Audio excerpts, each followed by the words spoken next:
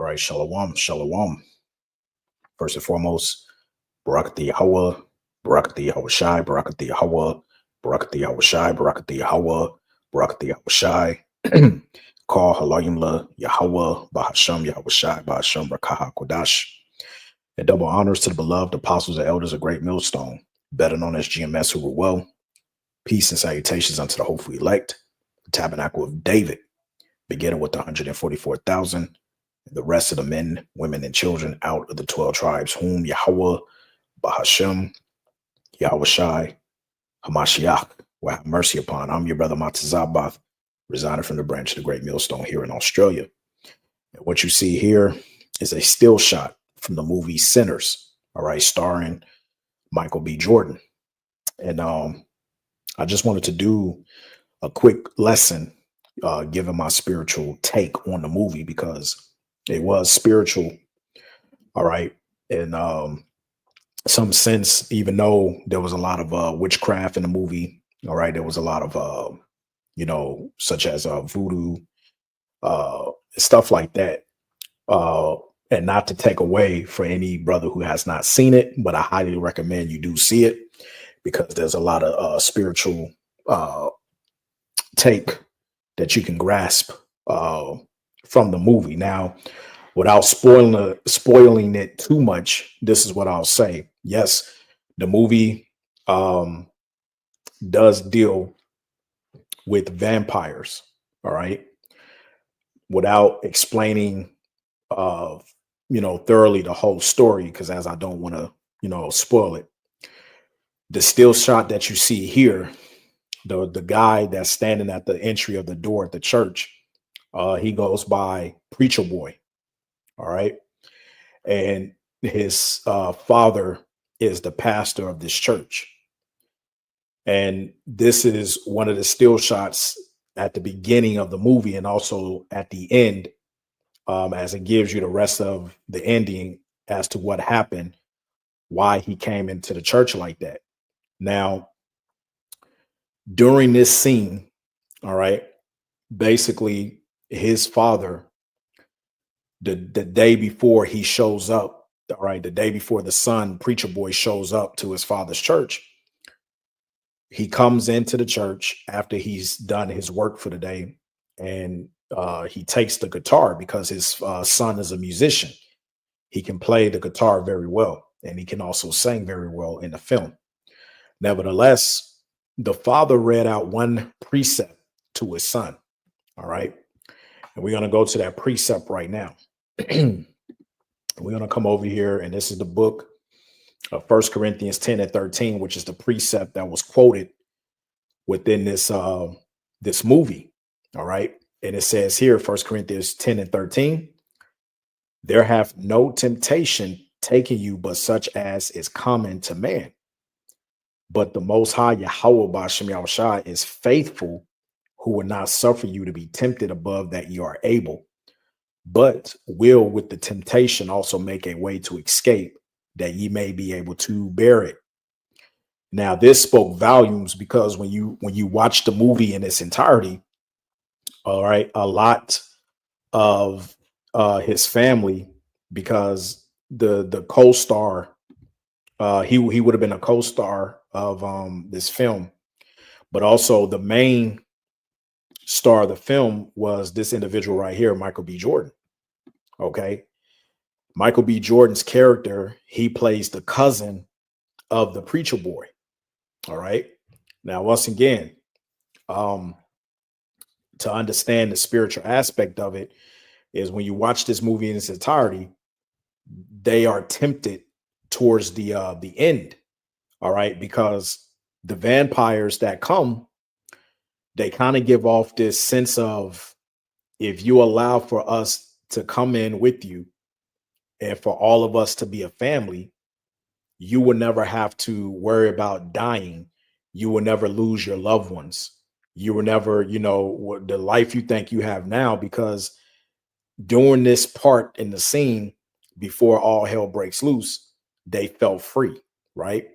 And so coming back to the Preacher Boy, towards the end of the movie, the vampires which when you watch the movie, Michael B. Jordan, he plays a double of himself. He has a twin brother, right? But it's just him acting both parts. And basically, the twin brother, one of the twin brothers, ended up being turned into a vampire. And you know, the tales with vampires in many movies is they live throughout different incarnations, different lifetimes, right? And so towards the end of the movie, the preacher boy ended up surviving, and he ended up being a musician later on in life, up in old age. And they came to visit him, and the Michael B. Jordan's character, along with the another vampire, they came and visit him at his club where he was performing. And long story short, they told him, he said, "Look, you don't have much long to live, so we can change that for you by giving you pretty much your heart's desire. All right, and you can live for eternity." Now, what struck me is the very next thing that came out of the preacher boy's mouth, and he pretty much said, "Look, I didn't seen everything there is that I need to see, and there's pretty much nothing here for me." All right, because basically that's to say that this place is polluted, and let's get that real quick.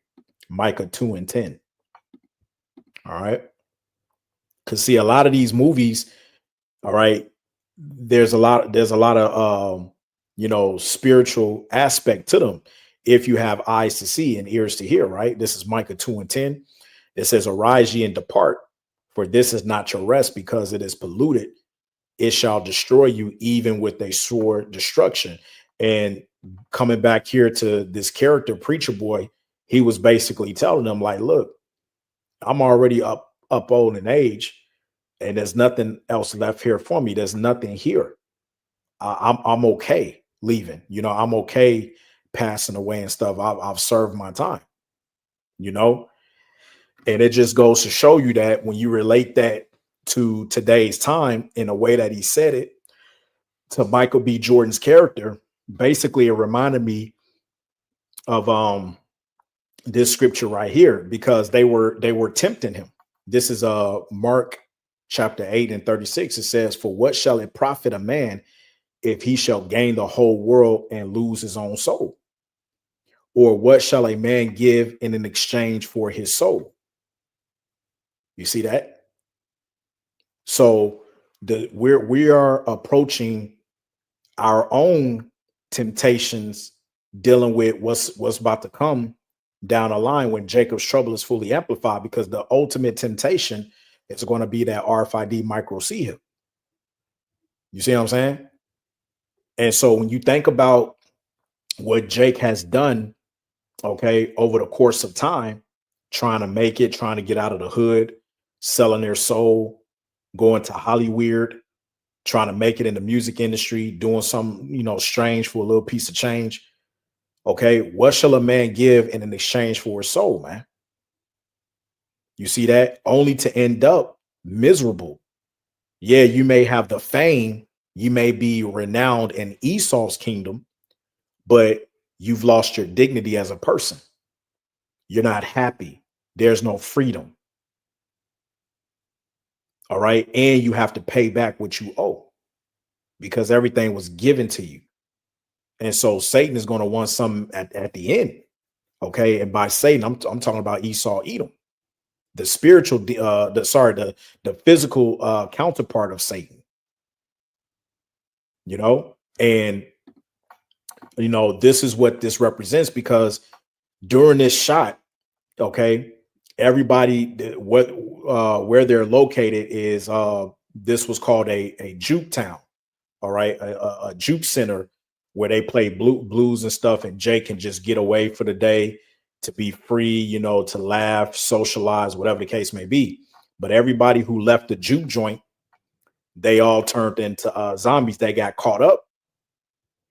Okay. And like I said, without giving too much information, because I don't want to spoil it too much, but basically the lead vampire in charge was trying to overcharge them with, if you allow for this to happen and join us, okay, you can have A, B, and C. it can be like this, you know, and you have to understand, okay, this is what we have to fight. This is the condition of the battle. All right. Because Esau is going to play on the minds of everyone because he's carnal. Esau is not spiritual. And so this is the reason why they're going to control a lot of the resources.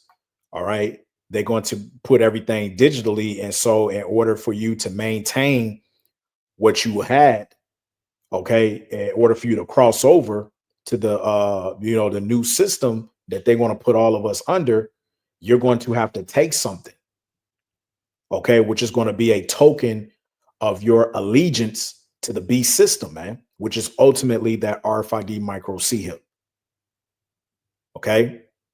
This is Ephesians 6:10. It says, finally, my brethren, be strong in Yahweh Bashim Yahushai and in the power of his might, and put on the whole armor of the Most High. Because basically in this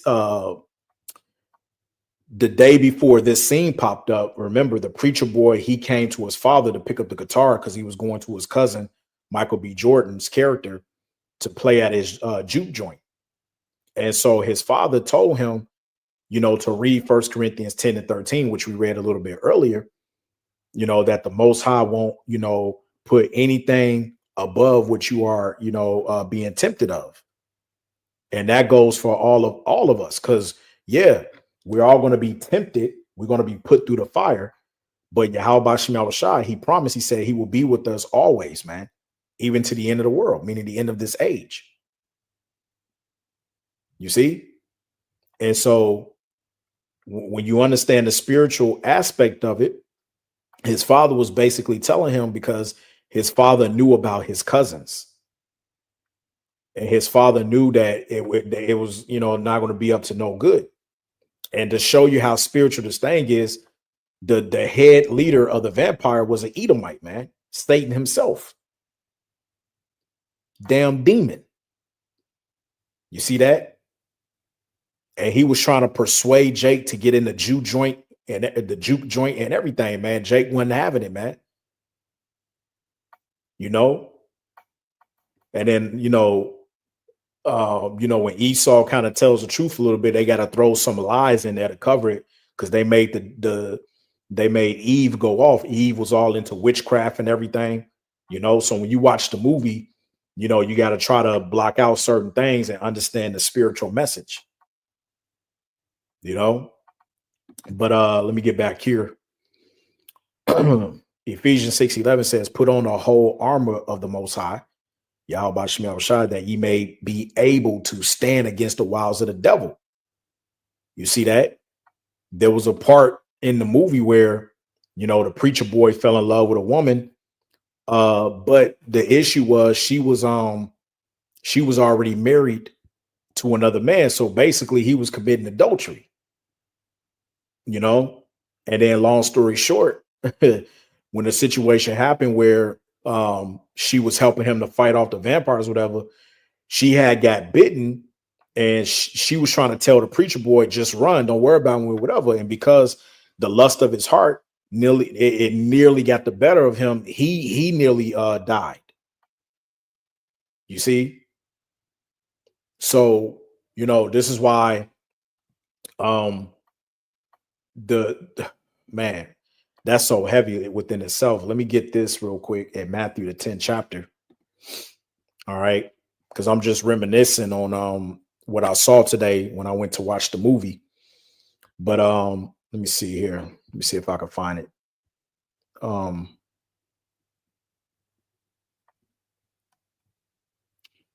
I believe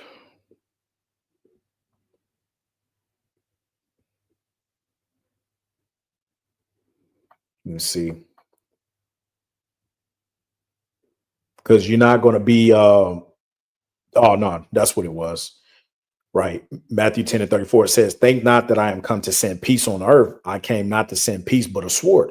For I am come to set a man at variance against his father, and daughter against her mother, and a daughter-in-law against her mother-in-law, and a man's foe should be of their own household. And what's funny is in this scene, you had Michael B. Jordan, that's his cousin, the preacher boy, and then you had his twin brother, all right, and this is Eve, all right, who was practicing witchcraft, all right, and then this woman right here, all right, was the one he preacher boy nearly lost his life after. She was the one that was already married, but you know, Jake gonna be Jake at the end of the day, man, committing adultery.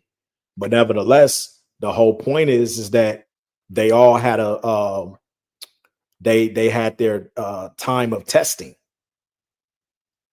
you see, and we're going to go through the same thing, you know. And the funny thing is, these two, they had a son whom they lost, you know, they had a son who they lost. So, you know, that's another thing, you know. Esau playing on the minds, saying, oh, if you do this, you can have your family back, this, that, and the third. The same thing is going to happen in our time, man, when we are tested to take that RFID micro C-hip, you know? So, you know, I thought that was very interesting watching this movie. But back here it says, verse 12, for we wrestle not against flesh and blood, but against principalities, against powers, against the rulers of the darkness of this world, against spiritual wickedness in high places. Okay, it says, wherefore take unto you the whole armor of power, which represents this truth, that ye may be able to withstand in the evil day, and have ye done all to stand, man. And that's exactly what this entailed. That's what it represented. Now, don't look at this in a carnal aspect, because you see Jake standing there with a gun and stuff, because you're gonna have Israelites doing Jacob's trouble. They're gonna be, you know, here it is. They claim to know that they're Israelites. Some of them even calling on the names of Yahweh Shemel Shai. But this gonna be them in that day, because they're gonna lose faith quick, and they're gonna pick up guns. They're gonna lose total faith in Yahweh Shemel Shai. That faith gonna go right out the window, man, when they're faced with adversity. You see what I'm saying? So this was a real eye opener watching this movie, because it puts you in the mindset that, you know, when you let's get a precept. Let's let the scriptures talk. Let's get First Corinthians, or actually no, I want Second Corinthians. Let's get 2 Corinthians 13 and 5. It says, examine yourselves whether ye be in the faith. Prove your own selves. Know ye not your own selves, how that Yahweh Shah Mashiach is in you, except ye be reprobates. So that should be, you know, going back, watching this movie, that scripture was on my mind about examining yourself, because see, when the evil day comes, man, you want to make sure you've done all that you can to stand against the wiles of the devil. You see what I'm saying? So, you know, I'm gonna grab one more precept and then I'm gonna close out. This is First Peter 5 and 8 in the AMP. It says, be sober, well balanced, and self-disciplined, and be alert and cautious at all times. That enemy of yours, the devil, prowls around like a roaring lion, fiercely hungry, seeking someone to devour. And the, you know, the funny thing about this is, this particular scene, it got to this point because earlier on, the main Edomite, you know, devil that came up, they tried to enter in the juke joint, because they said, oh, we heard his beautiful voice singing and yada, yada, yada. And we just trying to come in, we can sing and stuff like that. All right. They tried to disguise themselves as being, you know, good people. As the scripture says, even Satan disguises himself as the light. You see, it's all spiritual at the end of the day. You know, Esau coming with the tricks, being cunning and crafty. And, you know, the only one who was kind of seeing right through the bullshit was Eve. She was seeing right through it. And she was asking questions that wasn't adding up. And then finally, he caught on, all right, and the rest of them caught on, but she was the main one that stood out and that understood what really was going on. You see what I'm saying?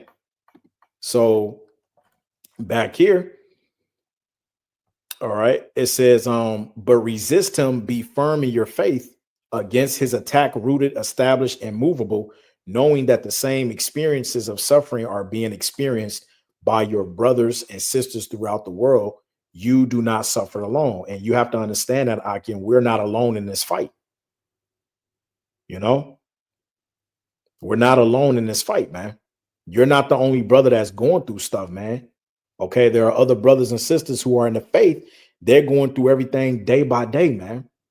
Okay, but this is the straight gate that we must enter into. And so, you know, I just wanted to touch on this and give my spiritual aspect of the movie, because like I said, overall it was a good movie, a good storyline, you know, outside of the witchcraft and all that stuff. But nevertheless, you know, if you're spiritual, if you have a spiritual eye to see things, all right, you'll see this movie for what it is, because it was heavy through the spirit, you know.